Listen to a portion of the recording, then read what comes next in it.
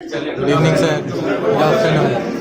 Good afternoon, It's sir. always a pleasure for me to be in Calcutta, and I just finished the review with the. क्या आप यकीन करेंगे कि एक ऐसा शख्स जिसने अपना बचपन 2 कमरे के साधारण से घर में बिताया, आज एशिया का सबसे अमीर इंसान बन चुका है। नाम है मुकेश अंबानी। आज वो अरबों की संपत्ति के मालिक हैं, जिनके बिजनेस के धागे न सिर्फ भारत बल्कि पूरी दुनिया की अर्थव्यवस्था में जुड़े हुए हैं। उनके पास दुनिया की सबसे बड़ी रिफाइनरी है, भारत की सबसे बड़ी रिटेल चेन है, और जब उन्होंने जियो लॉन्च किया तो पूरा टेलीकॉम सेक्टर ही हिल गया। पर यह सब यूं ही नहीं हुआ।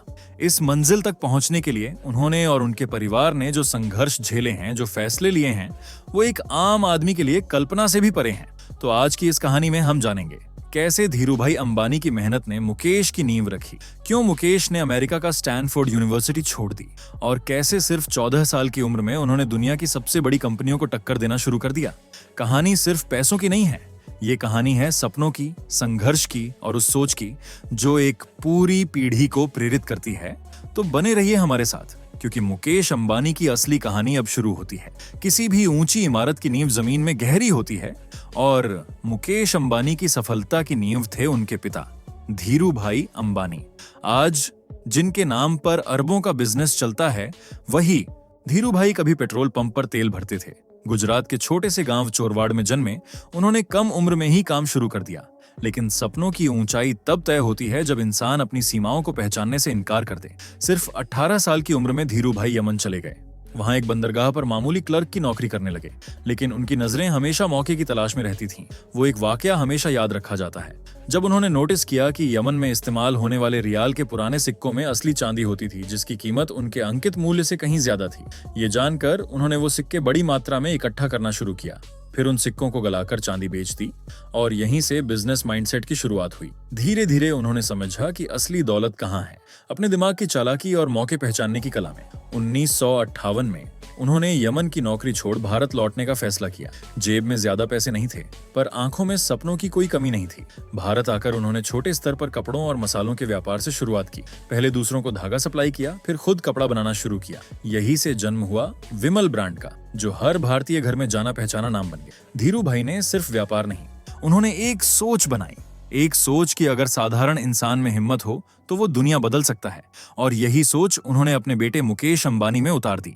धीरूभाई अंबानी ने जो सपना देखा था, उसकी पहली तस्वीर थी विमल, एक कपड़े का ब्रांड जिसने भारत के बाजार में टहलका मचा दिया। लेकिन इस सफलता के पीछे जो तस्वीर थी, वो कुछ और ही कहती थी।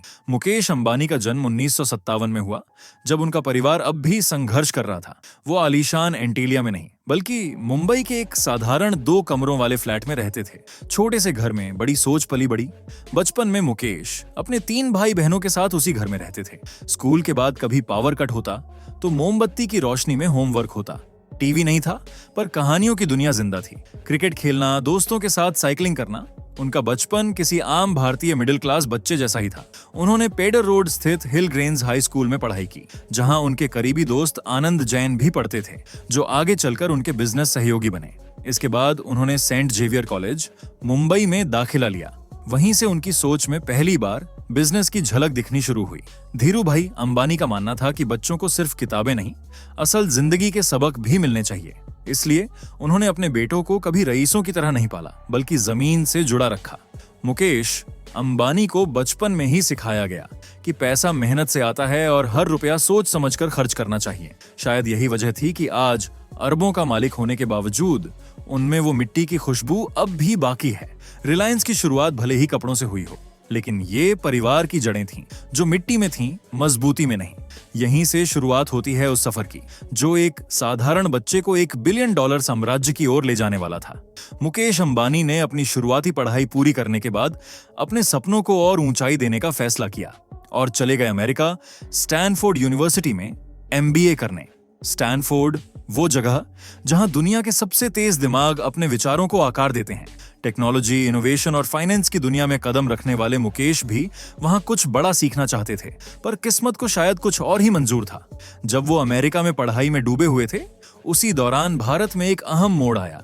धीरू भाई अंबानी को सरकार से पॉलिएस्टर फिलामेंट यार्न बनाने का लाइसेंस मिला। ये वो वक्त था जब रिलायंस को एक नई दिशा मिलनी थी।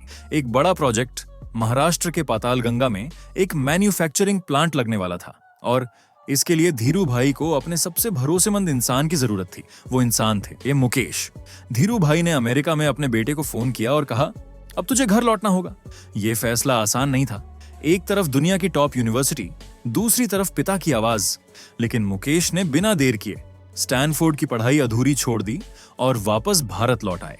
उनका मानना था, डिग्री से बड़ी होती है जिम्मेदारी। यहां से शुरू होती है एक नई कहानी, एक बेटे की जिसने परिवार को प्राथमिकता दी, एक ऐसा बेटा जिसने किताबों से ज्यादा सीखना चुना फैक्ट्री की मशीनों के बीच। और यही फैसला बना उनकी जिंदगी का सबसे बड़ा टर्निंग पॉइंट। भारत लौटने के बाद मुकेश अंबानी ने सीधे किसी आलीशान ऑफिस से काम की शुरुआत नहीं की। उन्होंने अपना पहला कदम रखा फैक्ट्री फ्लोर पर, जहां मशीनों की आवाजन होती है, तेल धुएं की महक होती है और असली मेहनत की पहचान होती है। धीरू भाई अंबानी ने उन्हें कहा था, अगर बिजनेस समझना है तो उसे सबसे निचले स्तर से शुरू करना होगा। और मुकेश ने यही किया। वो राशिद भाई के अंडर काम करने लगे, जो उस वक्त रिलायंस इंडस्ट्रीज में एक अनुभवी और सम्मानित शख्स थे।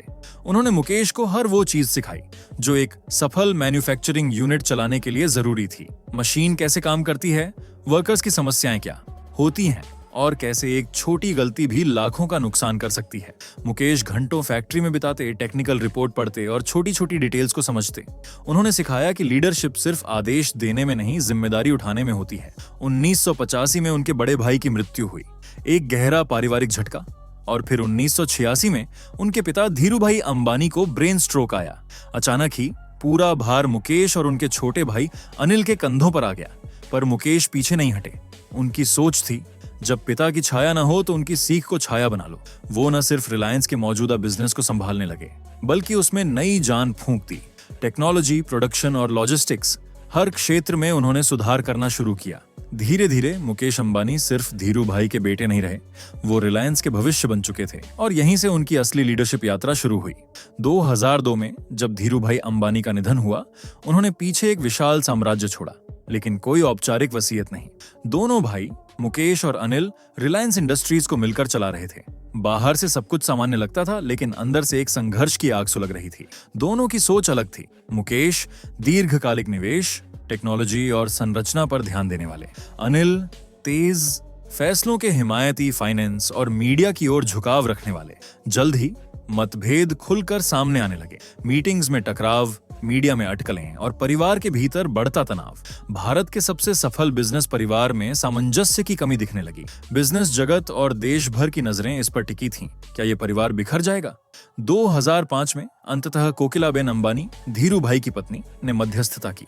एक मां के रूप में उन्होंने दोनों बेटों को अलग अलग रास्तों पर जाने का फैसला करने को कहा, ताकि भाई तो रहें, भले ही बिजनेस साझेदार न रहें। रिलायंस इंडस्ट्रीज का बंटवारा हुआ।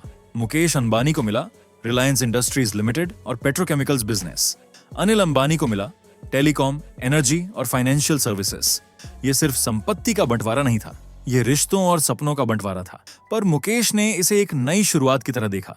उन्होंने बीते दिनों की कड़वाहट को पीछे छोड़ भविष्य की ओर देखने का फैसला किया, और यही सोच उन्हें उस मुकाम पर ले गई जहां वो आज खड़े हैं। 2007 में जब दुनिया फास्ट इंटरनेट की ओर बढ़ रही थी, भारत अब भी स्लो नेटवर्क और महंगी डेटा कीमतों से जूझ रहा था। पर मुकेश अंबानी कुछ और ही सोच रहे थे। उनका सपना था हर भारतीय के हाथ में इंटरनेट, ऐसा इंटरनेट जो न सिर्फ सस्ता हो बल्कि तेज और भरोसेमंद भी हो। यह आइडिया था बिल्कुल पागलपन जैसा। एक पेट्रोकेमिकल कंपनी का मालिक अचानक टेलीकॉम सेक्टर में कूदेगा, और वो भी तब जब पहले ही बड़ी कंपनियां बाजार पर कब्जा जमाए बैठी थीं। पर मुकेश अंबानी ने जोखिम उठाया और 2010 में इन्फोकॉम नाम की एक कंपनी को रिवाइव कर उसे डिजिटल बेसिस पर दोबारा तैयार किया। उन्होंने 4G इंफ्रास्ट्रक्चर पर भारी निवेश किया, हजारों टावर, लाखों किलोमीटर फाइबर केबल और भारत के हर कोने तक कनेक्टिविटी पहुंचाने की प्लानिंग। लोगों ने कहा यह नामुमकिन है, पर मुकेश ने कहा नामुमकिन को ही मुमकिन बनाना है। और फिर 2016 में रिलायंस जियो लॉन्च हुआ, एक ऐसा धमाका जिसने पूरे टेलीकॉम सेक्टर को हिलाकर रख दिया। जियो ने डेटा को इतना सस्ता कर दिया कि जो लोग पहले एक महीना में 1 GB इस्तेमाल करते थे, वो अब रोज 1 GB डेटा खर्च करने लगे। कॉलिंग फ्री, इंटरनेट तेज और नेटवर्क सशक्त। एक तरह से जियो ने भारत को डिजिटल रूप से आजाद कर दिया। पर इस क्रांति के पीछे सिर्फ नेटवर्क नहीं था, एक गहरी रणनीति थी। उन्होंने LEV स्मार्टफोन लॉन्च किया, जियो ऐप्स का पूरा इकोसिस्टम बनाया और धीरे धीरे हर भारतीय की जिंदगी में अपनी जगह बना ली। केवल 3 साल में जियो बन गया भारत की सबसे बड़ी टेलीकॉम कंपनी, 35 करोड़ से ज्यादा यूजर्स के साथ। जिन्होंने पहले मोबाइल को सिर्फ कॉलिंग के लिए इस्तेमाल किया था, वे वीडियो देखते थे, ऑनलाइन क्लासेस लेते थे, बिजनेस चलाते थे। मुकेश अंबानी का यह एक फैसला सिर्फ एक बिजनेस चाल नहीं था, यह था भारत की तकदीर बदलने वाला इनोवेशन। जियो के बाद अगर किसी ने सोचा कि मुकेश अंबानी रुकने वाले हैं, तो उन्होंने उन्हें गलत साबित कर दिया। उनकी सोच हमेशा से रही है डाइवर्सिफिकेशन। एक ही सेक्टर में रहकर सीमित होना, यह मुकेश की भाषा में नहीं आता।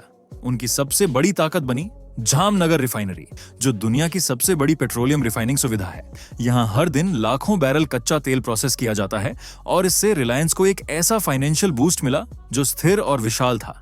लेकिन यहीं नहीं रुके, उन्होंने भारत के रिटेल सेक्टर को एक नया चेहरा दिया, रिलायंस रिटेल के जरिए। Reliance Fresh, Trends, Reliance Digital, footprint, हर कैटेगरी को उन्होंने कवर कर लिया।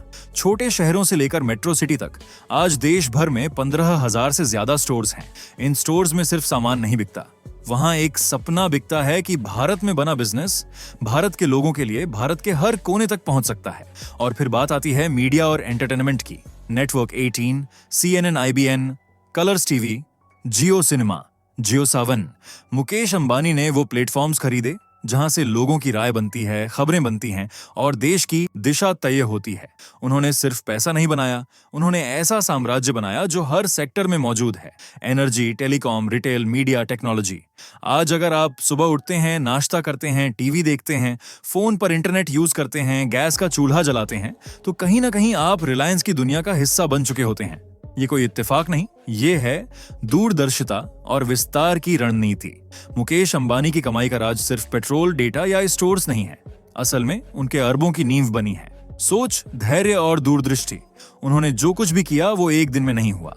उन्होंने हर सेक्टर में कदम रखने से पहले उसकी जरूरत को समझा, समय का इंतजार किया और फिर पूरी ताकत से उतर पड़े।